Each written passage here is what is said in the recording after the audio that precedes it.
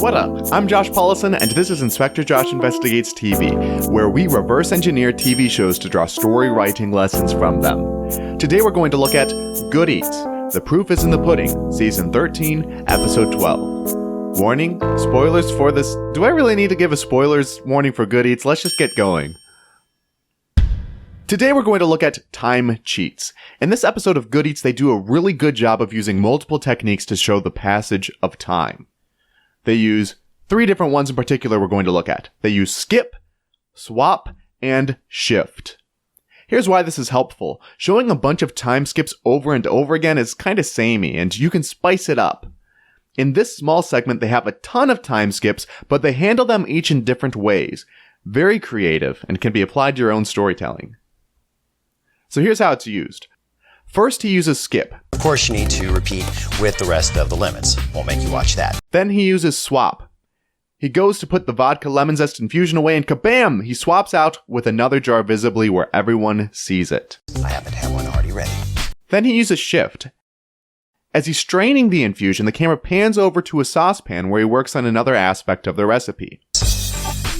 Once that is done, it will be time to build yourself a syrup. Interestingly, they use a different technique every time they pass time in this segment. So let's just run through them quickly. 1, skip with a quick fade. 2, swap with an upshot with just one other item to swap with. 3, shift, camera turns left. 4, skip, special effect. 5, skip, repeat. This is the only repeated effect throughout. 6, shift, cam turns right. This is the only reversal. So first shift, it turned left, now it's turning back right. 7, swap, top-down shot with many other items.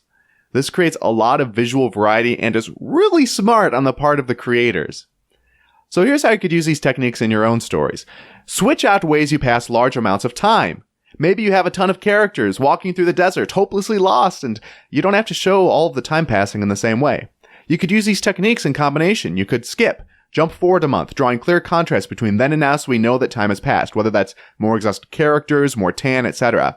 You could swap. Maybe a character looks in their food sack, imagining it full of food, but then reality shows that it's empty. You could use shift. Shift focus between multiple conversations going on between different members of the group over the course of whether it's minutes or hours or months. These techniques can all work together in different ways to give you more ideas on ways to pass time effectively. So the 3 methods that we talked about here: skip, swap, shift. And with that, I think it's safe to say, case closed. Thank you for listening. We'll be back with another episode next week. You can follow me on Twitter at Josh Paulison or check out my website, joshpaulison.com, for a newsletter where you can get the notes for this podcast each week, or you can just get more free resources. Have a fantastic week, and I wish you the best in all of your storytelling endeavors.